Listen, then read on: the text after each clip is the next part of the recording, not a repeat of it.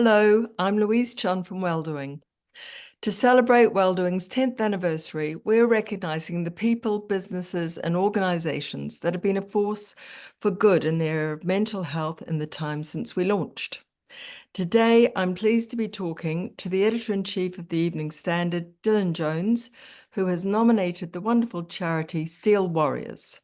We have Christian here with us representing the charity Steel Warriors. So hello, Dylan. Hello, Good Christian. morning. How are you doing? First off, Dylan, I wanted to thank you very much. As Editor-in-Chief of the Evening Standard, you arranged sponsorship by the paper for these awards, and the results are going to be running in the paper and online. We really appreciate the power of the Standard to publicise our project.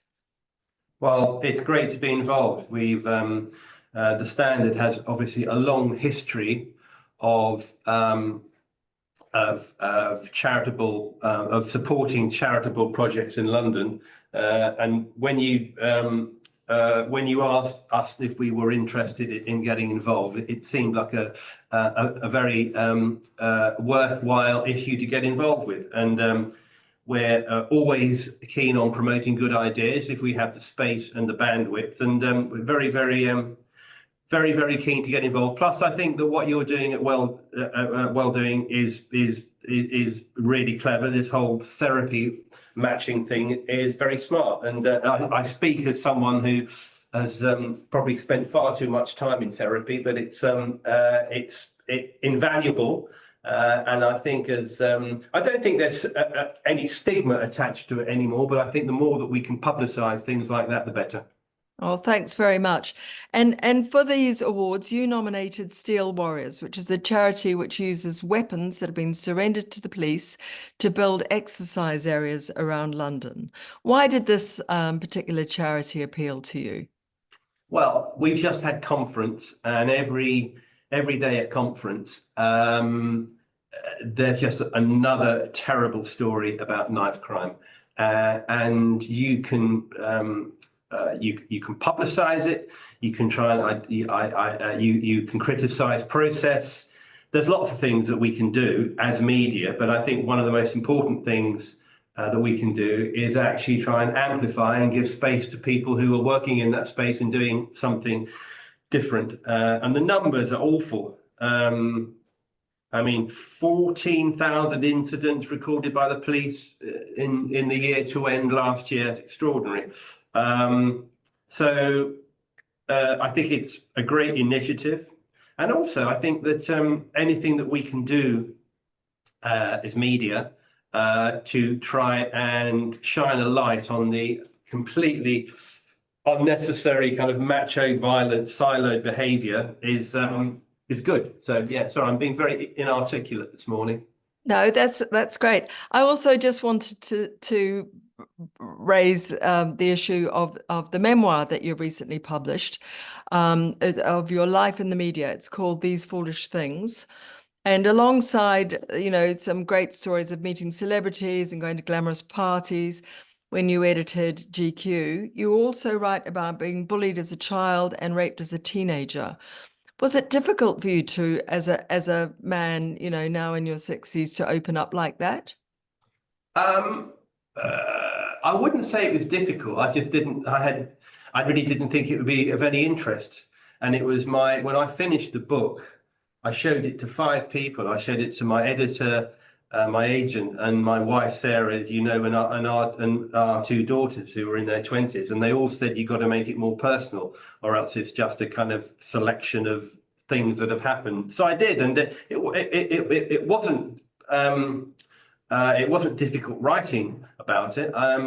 Remarkably, I found it quite easy, and but I do think it's probably made it for a much better book, and maybe explains some kind of career motivations. But it's and also not sure I felt it was cathartic in any way, but it was it just felt like the right thing to do, and I'm completely unembarrassed about talking about things like that. And but possibly to your point, long answer, short question is that, yeah, maybe it's age. Maybe you care less the older you get. Okay, thanks for that, Dylan. We're now going to move on to talking about Steel Warriors. And I want to say hello because we're now being joined, I think. Are you there, Tayo? Yes, Yes. I'm here. Hello. Good morning. Hello, Good to apologies for see the you. delay. Morning, good morning. Thank you so We much. kicked off before you, but good to see you. And I understand that you're one of the trainers in Finsbury Park, yes? That's right, Yes. yes. I'm That's one of the great. coaches at Finsbury. Great. Okay, well, I'm going to say to both you and Christian, congratulations on your award.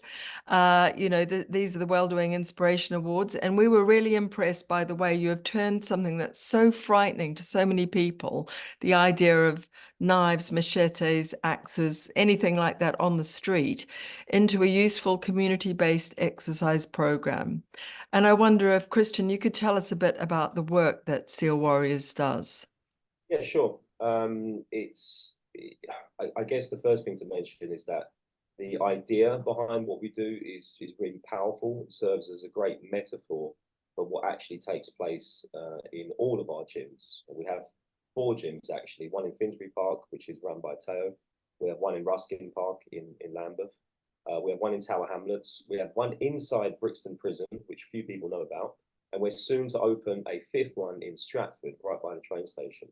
And so this idea of transformation, it really underpins the work that we do. It's not just the knife steel being converted into pull-up bars. It's the idea of someone entering, our dojo, for lack of a better expression, and undergoing a significant transformation process, because we ultimately teach self-development through the medium of calisthenics, a progression-based approach to exercise and fitness. If you think about it, it's not really possible or likely for someone to learn a skill like a handstand in just like one day. It can happen, but it's unlikely. And so what we've been very successful at doing is demonstrating how to go about setting a goal or objective. Could be a handstand, could be a pull-up, could be something more elaborate, and breaking the process down to achieving that goal.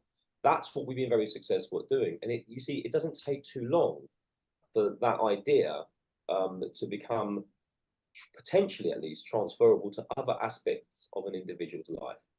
And for many young people, what we found is that they just haven't had the opportunity to have that explained to them. And so through the medium of calisthenics, which is a privilege-free form of fitness, you don't really need anything.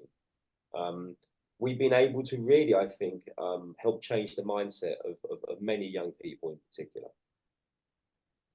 And as one of the coaches, trainers, Tao, could you pitch in on that and tell us the kinds of development or changes you've seen in people that have come along to a Steel Warriors gym?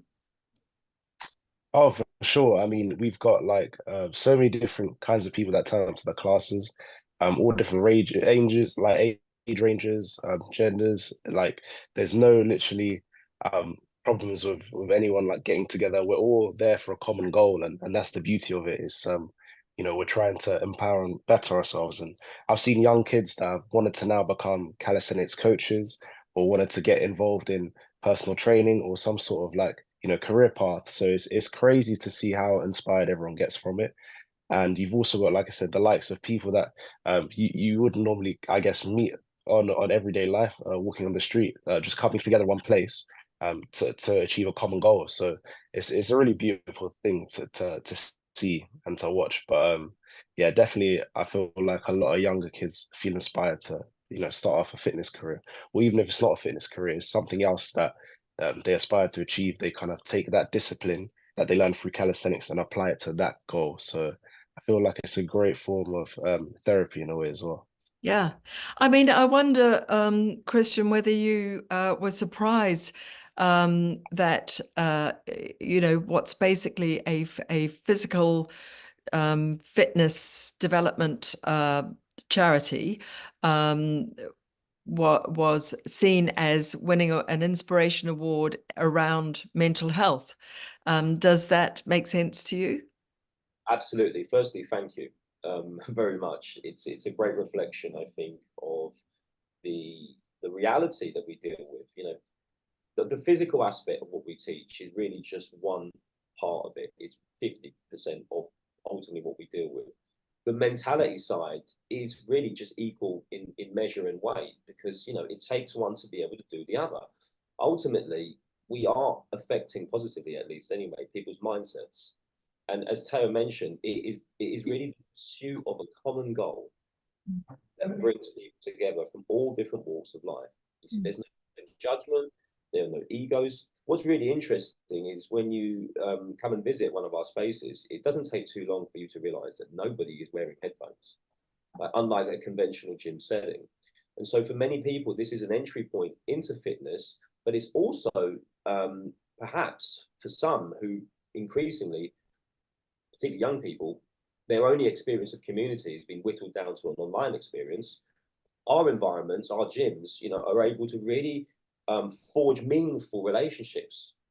And that massively affects mental health, mindset, the introduction to new ideas, knowledge sharing, community support.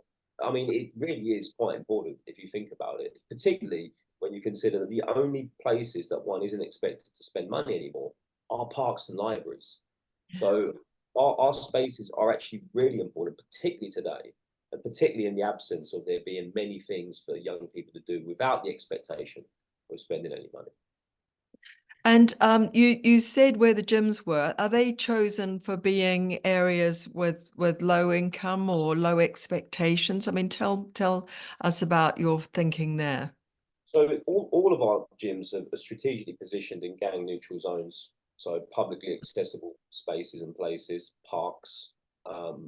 We didn't feel it would be very helpful to have a gym installation within an estate or within a confined area. We want to really, I think, encourage the development of stronger communities and safe spaces. Having them in easy to find, well-connected places near a train station, open air, is really the criteria that we've used and will continue to use. And, we get asked all the time, can we have a gym here? Can we have a gym there? We would love for there to be gyms all around the country. What we really are trying to encourage is a healthy lifestyle.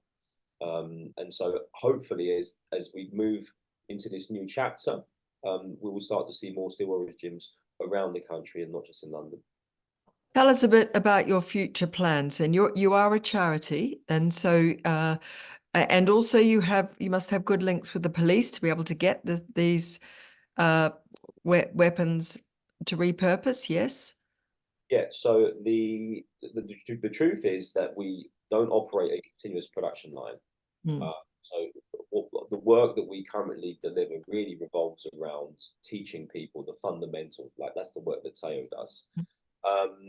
That for us is really key, teaching the virtues and the values of calisthenics. Our relationship with other key partners and stakeholders is still there. We actually have enough knives in storage now to serve us some time. We have tons in a warehouse that we still need to convert into gyms. And once we've got those out of the way, then we can continue, I suppose, our amnesty work. But we really are facing a pretty big challenge, and we do need as much support as we can possibly get.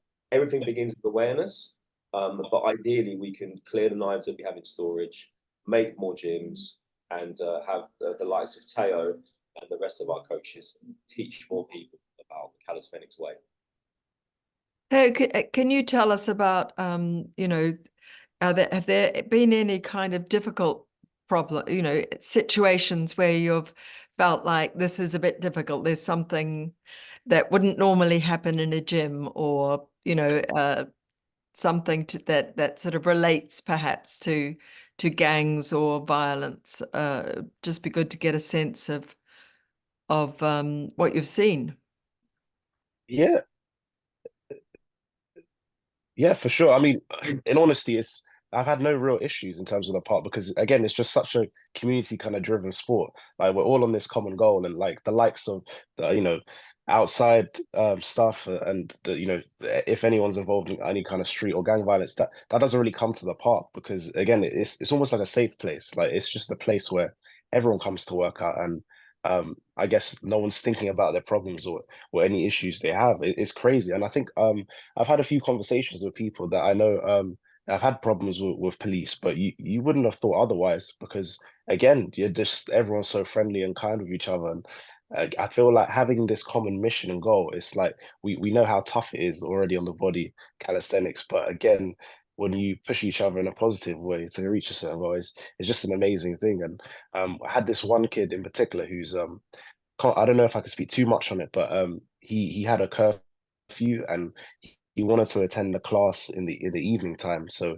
he had to get permission from the police. But it's just insane how like connected he was with the sport, and like how engaged so quickly he was, and you could tell that he was on a mission to improve himself. And I'm hoping that that kind of, I guess, mindset will affect his everyday life, and it will change for the best. So yeah, luckily no real issues, but definitely I've spoken to people that have had problems in the past, and they've said that this is almost like was a blessing in disguise that they stumbled upon this. So yeah. Yeah, that's great. So I'm just thinking, a large part of what we were thinking when we chose Steel Warriors, and in conversation with Dylan, was that it focused about masculinity and issues that are being talked about a lot more these days.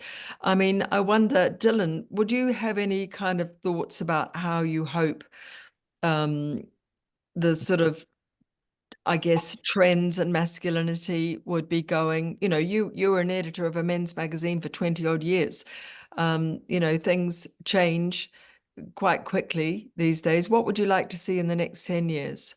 Well, I think that the most important thing is people feeling that they have agency, and have an outlet to discuss issues that they might not be able to discuss with their peers. And I think therapy and general support, because I think it has had an air of privilege and indulgence around it, and I think that's changed. And I think the important thing is making sure, or trying to encourage more of that in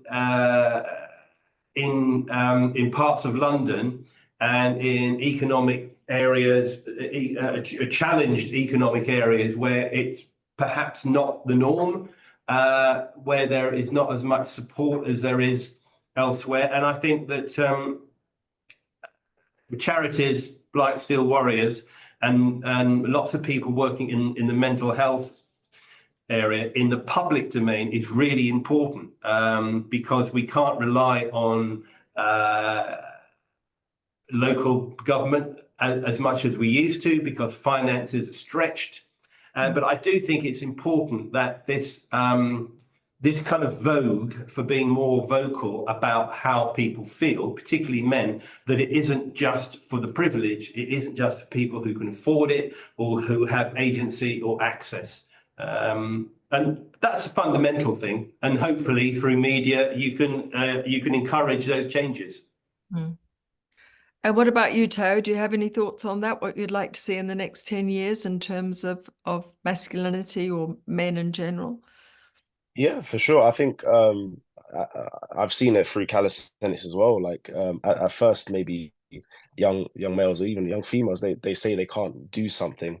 Oh, I can't do this. It's too hard, and it's like it's shifting that mindset and saying, okay, maybe you can't do this particular thing, but can you do this instead? So you give a regression, because there's a progression or regression for every exercise. And when they start to regress the exercise and actually achieve something, it kind of sparks something in their minds telling them that, oh, actually, I can achieve this. So again, it's that sense of self-confidence. And I guess I feel like it's important to be, to kind of like bring that out of yourself, because it does improve and help your mental.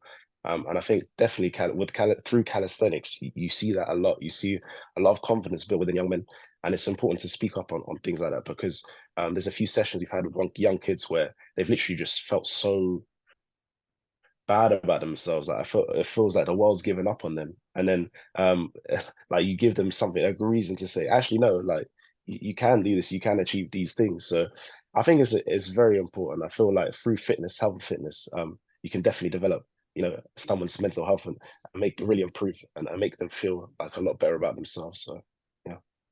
And what about you, Christian? If you're thinking about men in particular in the next 10 years, what would you like to see Well, happen. I've firsthand witnessed and seen the power of community. And as I mentioned to you before about the headphone, phenomenon, I suspect that community will unsurprisingly play an even bigger role in addressing, some of these, or let's call them issues, whether they're to do with confidence or toxic masculinity or confusion or depression. I think the power of community is evident to see when you come down to one of our gyms. It's a very welcoming environment. Everybody there knows what it feels like to be a beginner. So there's a lot of empathy. And for a restless young mind, perhaps, someone that's encountered difficulty or, is finding it hard to sort of settle in or fit in, then our community offers hope. And, I don't think enough work has been done to really reflect the power of community, because that's really what we are and what we will continue to deal with. We are people, and experiences that bring us together can only help forge stronger, more loving communities. That's great. That's a great point on which to end it, and to say, Dylan, thank you for the sponsorship and also for nominating Steel Warriors. And thank you, Christian and Tayo, for coming and speaking to us today, and all the best for the future, because I know that you need support. It's a charity. People need to think about what they can do to give to you as well, I hope. This is a huge vote of confidence. Thank So, you very much. Take care, guys. Thank you so much. Bye-bye. Thank you so much for your day. time.